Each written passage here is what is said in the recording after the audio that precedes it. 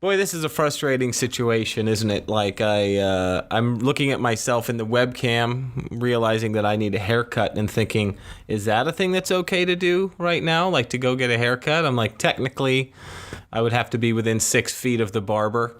And so, Which makes things rough. Might not be good. Yeah. You are shaggy and disgusting right now. There is no question. Yeah, I know. It's what are you gonna do? You should see what happens below the neck. There's a total lack of manscaping happening. Back in the day, my grandma would have looked at your hair, and if it was on my head, she would have berated me and rebuked me and told me to get thee to a barber. Stat. Yes. Luckily, my parents are just really, they're artists and hippies. They never really cared what we did with our hair. So, like, they don't, like my dad, my whole childhood had a mullet. Like a curly black mullet.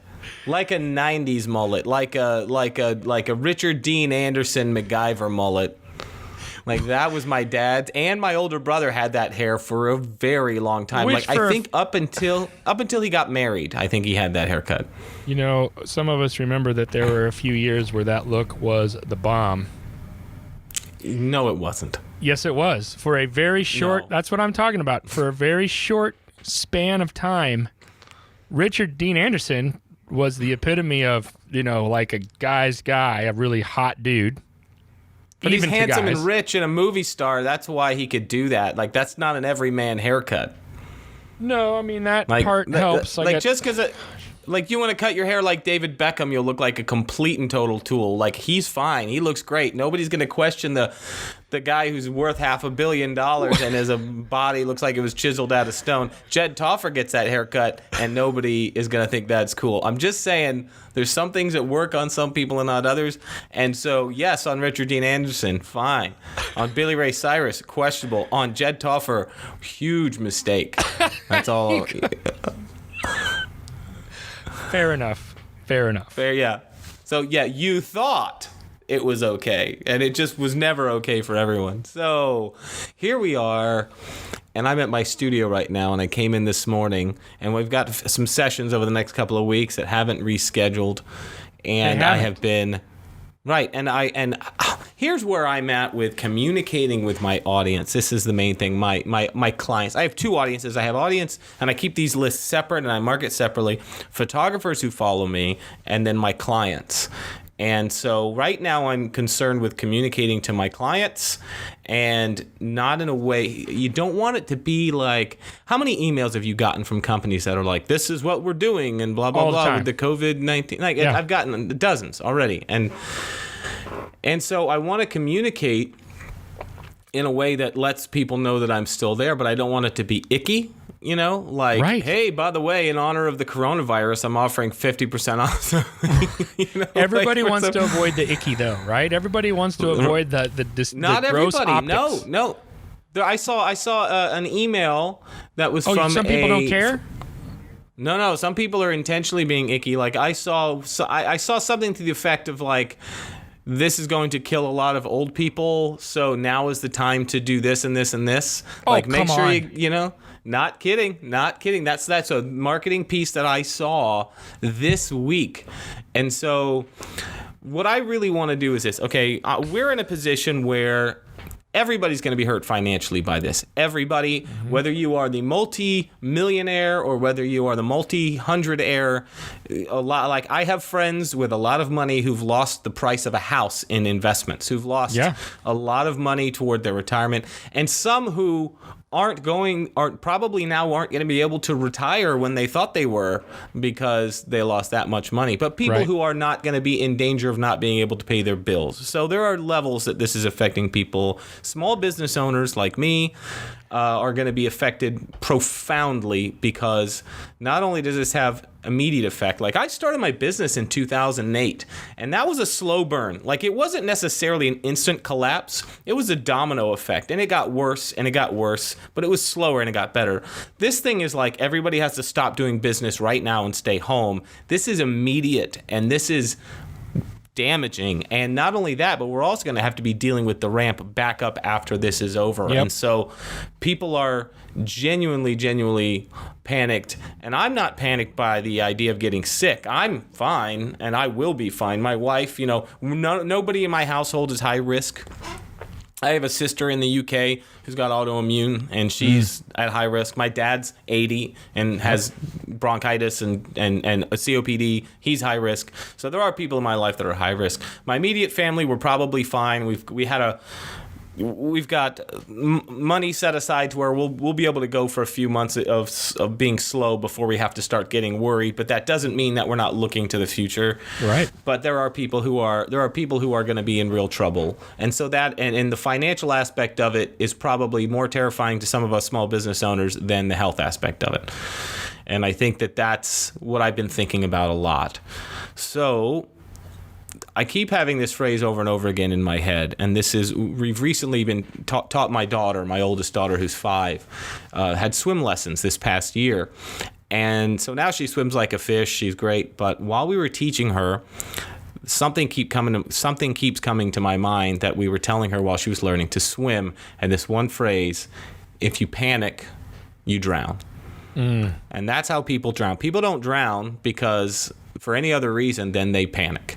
Like eventually what happens is you lose control, and then that's it. And so that's what happens if you're at Typhoon Lagoon at Disney and you get a kid who's like flail. As soon as you panic, you drown. And that's what you have to remember in these situations. Like the world has come through an incredible amount of things that are worse than this.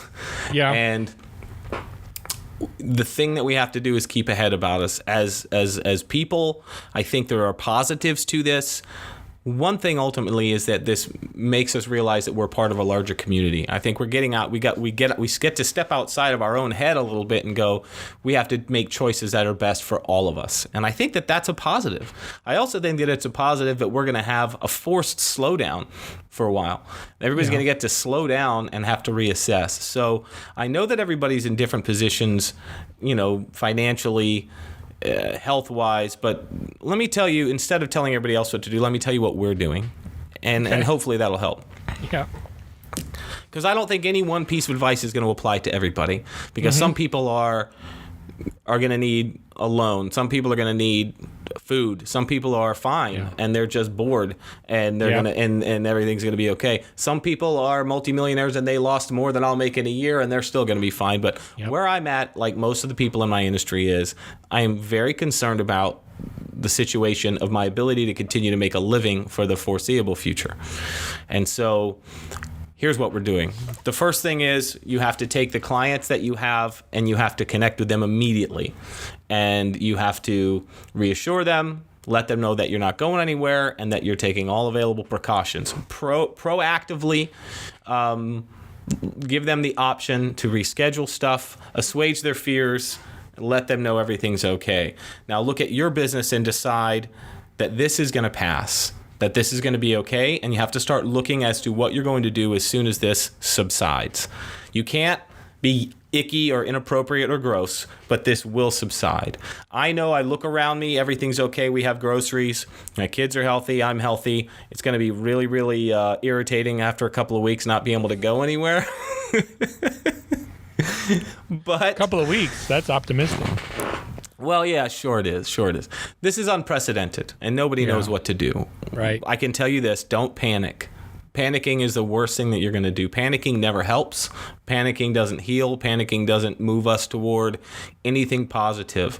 We are going to come together as a community, especially as a photography community. There are already vendors, educators, names in the industry that are working furiously to provide solutions to photographers to help them succeed in their business throughout this. And so I made a little list. Can I hit my list? Yeah, hit your list. Let me do my list. Okay. I made a list of things that I'm doing right now with my business, and hopefully to get ahead of things. Nobody panic. Let me tell you what I'm working on to make the most of this situation. 1, I'm making a list of all the things that I've been putting off doing around the house and around the studio. Updating the website, writing blog posts, creating content, painting the walls, all of the stuff. Like if you stay busy and stay on target, it'll help you be calm. The other thing is, I think that it's going to be very important that people are going to be looking for spending more time on their phones and on their computers and looking at content than even they usually do, especially people who are forced to stay home. So as a business, it's going to be important to stay in people's line of sight, but not in an icky way. As always, in good content marketing, you need to be creating some useful information. For example, I just made a blog post this morning on our studio blog because our business is all about other businesses. We work for other businesses and brands. 5 ways that you can support local business without leaving your house. And so that's getting shared around and spread around and emailed out. I'm creating helpful content to let people know that we're concerned about our community and we're going to help provide solutions. And I'm not selling anything. I'm not offering discounts. I'm not saying, hey, we just Lysoled the studio, so come on in, you won't get the virus, right. Which I think is icky. Right. Is that icky to you? Yeah, and I have seen some of that. Yes. between a cavalier / tone deaf attitude or almost more of a rebellious type of attitude, that comes across as icky and at the very least unnecessary. And on the other end of that spectrum, it's just flat out dangerous. Right, agreed. And it is important, though. The other side of this, you're still a small business owner. You're still an entrepreneur, and you still have to think about how you're going to feed your family. Right. But right now, the best thing that we can do, if you want, you can serve both ends. Serve the end of serving your community, and you will also at the same time be staying top of mind and keeping that goodwill and that good reputation and brand. Yeah. So providing your audience with resources, with information. We sent out links to the CDC. Right now, we're contacting our small business clients, and we're combining a list of local businesses and things that they are offering. For example, if we have a local improv comedy theater and they're going to be live streaming performances instead, so we're going to put that on the list of great way to stay connected with a good local business. We've got local restaurants that are offering free delivery and all kinds of cool. We're compiling this list of awesome businesses that are still operating that you can support, that are providing services and entertainment and things that you might need. Any of our local businesses, we have a local SBA lender, which is basically a non-bank business that loans money for small businesses, and they're following very closely what's going on in the government to provide relief, and we're going to be pushing out all that information to our clients on places where they can apply for loans to help their small businesses survive in the event of and that kind of, we're networking with our clients and other local businesses, and we're providing great information, and we're not selling anything, and that's what we're doing right now. Yeah. We're trying to help because this is what we believe we should be doing, but at the same time, that is also going to keep us in the mind and the eyes and ears and hearts of our audience, and it is a good idea. It's a good marketing plan as well as the right thing to do. Does that resonate? Yeah. No, I think you're creating win-wins. Like, you're doing things that are good for people in lots of different ways, and it's also a good thing for your business to be doing right now. Right, absolutely. And honestly, it gives us something to do, because sitting around worrying about this isn't going to help. You can't control it. The problem is that the only thing there's something to be said we can for do right staying, now is nothing. Well, right, and that's the thing. There's a strange balance, I feel like, because I feel like in a sense we've all been given time, which never happens. Right? Correct. And then it's like, so I have this time now that I didn't have, at least in the same way before. But it's the question is still, what should I be doing with my time? And I think you addressed it at the onset, which is A, don't panic, right? B, do something productive, but also use the time in a way that normally you don't have the time to use. So whether it's paint your studio or spend some time with your family in a way that you're normally not able to, or hit that. We said this the other day, that marketing plan, that business plan, the life goal plan that you have. This piece is redundant, but it's such a big important thing. I think now's the time to do that.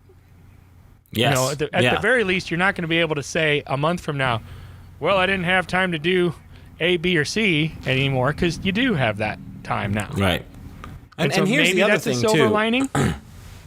I think that you have to look for that, and maybe it seems morose to some people to look for the positives in this situation, but you have to. That's how we survive, man. That's how we live as a species. We all know that nobody gets out of here alive, so what do? You try to fill your life with joy as much as you can before you shuffle off this mortal coil, because this is it. And so here's the thing. What I think about this, though. People are basically going to be stuck in their houses for the most part. By the time this is all said and done, people have spent a lot of time not doing stuff. So here's my idea. When we are ready to all go back out there into the world, and it will be however long it is, a couple of weeks, a couple of months, people are going to be so ready to do things. They're going to be looking for things to do. They're going to be looking to get back to work. Yeah. They're going to be anxious to get the ball rolling again. This isn't going to be some intangible economic force that we don't understand. Commerce is stopping for a lot of people because we have to stay home. And so people are going to walk out of their house and they're going to be dying for something to do. And so we are planning with our local Chamber of Commerce and with other local businesses and in our studio a series of small events to be able mini sessions and fundraisers and other stuff to sort of get people back out, to get people networking again. And these are all tentatively scheduled for when it's appropriate to do so. On the other side, I'm going to have you don't know when. No. Tentatively, I'm looking at this point, probably like the middle to the end of May, and with the ability to move it. Right. But so there's a lot that you can do to position yourself to be ready to get back to work when this happens. Right. But you can also be at the same time working on creating a lot of content for your audience while this is going on. And that's what we're doing. And at the same time, we're also going back into our back burner, all the things that have just been sitting on the back burner, the things on my wonder list that have been sitting at the bottom for like a year. Like, we're going to clean that out. Think of all the things that when you think about them, you shudder and then you immediately push them out of your mind that you eventually are going to have to do. Now's the time. Yeah, eat those frogs, man. Get that stuff done. Imagine when this is all over, starting with a completely emotionally clean slate on your to-do list. Like, that's a cool thing. Like, everybody's going to be okay, and we are going to come through this. But if we're all panicking, freaking out, buying toilet paper in excess, and all the other things, you're not helping. Like, we have to make sure everybody around us is safe, and then ask how we can pull together as a community to make sure that we can all recover from this once it's over. And I think that it will pass and it will be okay, but you can't panic. It's interesting that you mentioned that, like, you started your business in 2008. Yes, we did. Our business was rolling for a few years on September 11th. I mean, we have been through crazy times like this before. I read an article the other day where somebody was talking about what things were like during and after World War II. Yeah. And how for the longest time there were people that were terrified of, another atomic bomb. And we don't really, our generation at least, doesn't know exactly what that's like to some degree, certainly not the way they did in the 50s. No. But he writes, this is the first point to be made, and the first action to be taken is to pull ourselves together. If we're all going to be destroyed by an atomic bomb, let that bomb, when it comes to find us, doing sensible and human things, praying, working, teaching, reading, listening to music, bathing the children, playing tennis, chatting to our friends over a pint and a game of darts, not huddled together like frightened sheep and thinking about bombs. They may break our bodies. A microbe can do that, which is interesting. Is this C.S. Lewis? Yeah, but they need not dominate our minds. I think that is awesome. It's amazing, right? The end is coming. Eventually, for all of us. I'm not saying maybe not that. Right now, but I'm not saying the idea that the things that separate us from we all have that lizard brain base animal instinct that makes you want to panic and freak out and buy all the toilet paper.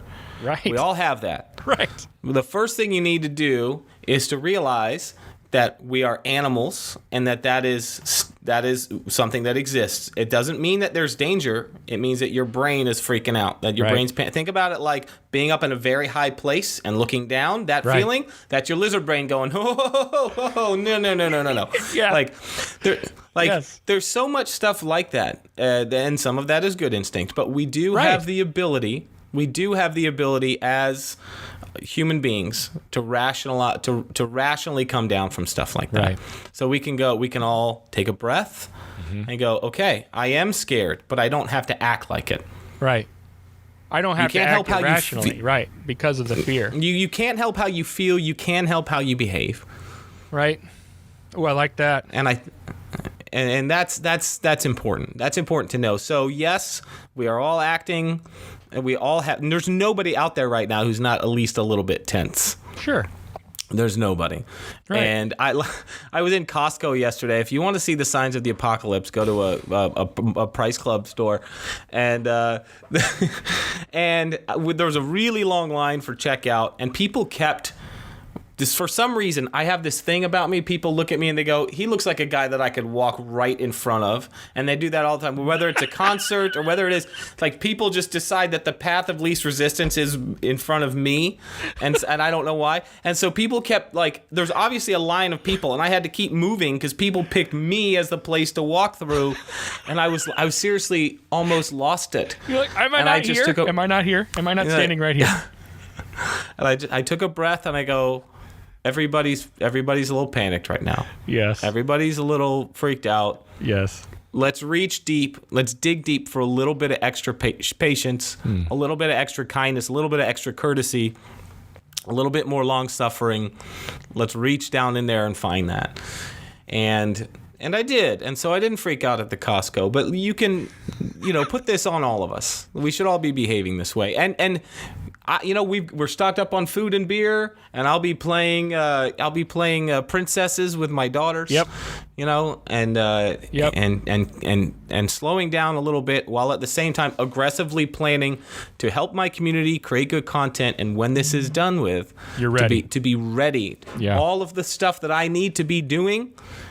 All of the stuff that my business is going to need to be doing, it's just going to be like everything is all the workflows, emails, websites, everything that I need to pull off the events that I want to pull off, email drip campaigns. They're all I'm going to have to do is flip the switch as soon as we're allowed to go outside, and then we're back in business. Yep. Like that's it. Like you're queuing things up. Yep. Be ready. As soon as we're ready the world is ready to get back to work. They're going to be so ready to get back to work, to get out the door, to do their family portraits. They're going to be ready to reschedule their events and weddings. Nobody wants to not be working right now. Right. So things will move very, very quickly. We're going to explode out of this like a cannonball as soon as this is over. People are going to be dying to get out and get to work. I was thinking about that. That's another difference between now and 2008, because you said that was more of a slow burn over the course of a long time, and it did start to crumble quickly at one point. But and it would feel like it would never end too. Right. There's that piece too. But it did take a much longer time to recover. It took several years to recover to where we were. I wonder, with as quick as this has happened, are we going to bounce back that much faster because there aren't the same underlying elements that caused this in the first place? And so, to me, it's that much more important to be, like what you said, to be ready and use this time to prep, because when this bounces back, it has the potential, I think, and I think this is beyond just wishful thinking. I think there's logic and some reason involved in this, that it's got the potential to bounce back really, really fast. Oh, this is going to go off like a shot. I mean, we have underlying this before this happened. We have a strong economy, low unemployment. Right. There's a lot, which there was no financial collapse. This was an act of God kind of thing. Right. And so people are going to be ready to get back to it. I'm pretty sure that, and I may be wrong. So I am sometimes wrong about things, but as my wife will let you know. Same. Hashtag same. But I really believe that I don't think people are going to step out fearfully into the world. I think that people are complying and mostly staying home, and doing what's for the greater good. But I think as soon as we got the green light, I think it's going to be fast. So it's going to hurt for a little while, but it's going to go off like a shot. And if your business isn't ready, you could lose out. You will be able to make up a lot of what you've lost here. Maybe not all of it, and maybe in some cases even more, but be ready. If you've been problem solving and present and generous and communicative with your audience throughout this whole thing, when they are ready to go, when commerce is ready to start again, you better be ready to pull the trigger. So put all those things in place. Yes. And you will go off like a shot. And I think we can make up a lot of ground. So be smart, prepare for success when this is over, and then just don't panic. Very wise words, my friend. Yeah. I expected nothing less from you. I really didn't. I thought Gary's going to be one of the dudes to talk to during this. Yeah, you're just bored. You're just stuck at home. I am You don't not want to bored. talk to your... I understand that there are people that are bored. I am not bored. I've got things are spiking right now. I've got more people to talk to. I got more things to do than normal. And for me, it's actually a really good thing. It keeps me busy, and I don't have time to panic as much as I... Oh gosh, yeah. Me. I mean, with the 3 kids at home in the studio, everything going on, like, and my photography audience, my client audience, I'm just creating content. Yeah. I'm reaching out to other local businesses. I'm trying to solve problems. I'm trying to be present. I'm trying to be a good, responsible business owner in my community, and also trying to be a leader in the way that we need to troubleshoot for the photographers in our industry, for the small businesses that are really going to need help getting through this. Well, and it's amazing if you just take the time to reach out. Like, for me, isolating in a time of this, like physically isolating, I get it, but to like mentally isolate during this time or emotionally isolate during this time is super dangerous. You know, I mean, if you get stuck just scrolling through your news feed on your iPhone for an hour and a half, you can go to a depth that is really, really dangerous. If you just take a second and do a quick FaceTime or a Skype or even just a phone call or even text somebody, one of your contemporaries or just a business across the street, or just call somebody and have a conversation. It's like you go through this time where you're both freaking out a little bit together, and then you can come out of that together as well. And you can think, okay, now what can we do? You know, what is it that is best for us? Everybody, I believe that most people, if not everybody, has somebody in their life that is a good calming influence on them. Right. You know, go to those people. Sort of your safe harbor, and I have a few people like that in my life. Yes. And those are the people that I reach out to, the rational ones, the calm ones, because I'm a high energy person. I'm wound pretty tight, you know, and I have people in my life that are even Stevens, you know. So get out there and talk to the even Stevens. Find your safe harbor. And for those of you who suffer with anxiety, this is very important to stay in touch. Definitely don't isolate yourself emotionally as well as physically. Absolutely great advice, Jed. And so next on my podcast, I would like to interview someone else. Oh, wait, this is your show. It is. Thank you for Doesn't mean that you acknowledging can't say smart things. The guests don't have to say all the smart things, you know. I try to throw in a little nugget here and there. Yeah, you do contribute somewhat. Oh, thank you for doing this. I appreciate. No, it's my pleasure, man. I appreciate your time. I like your message. You have a good one, and I will be trying to apply that myself as well. I hope others can do the same. Stay safe and healthy, brother. I plan to do both of those things at the same time. Have a good one. See ya.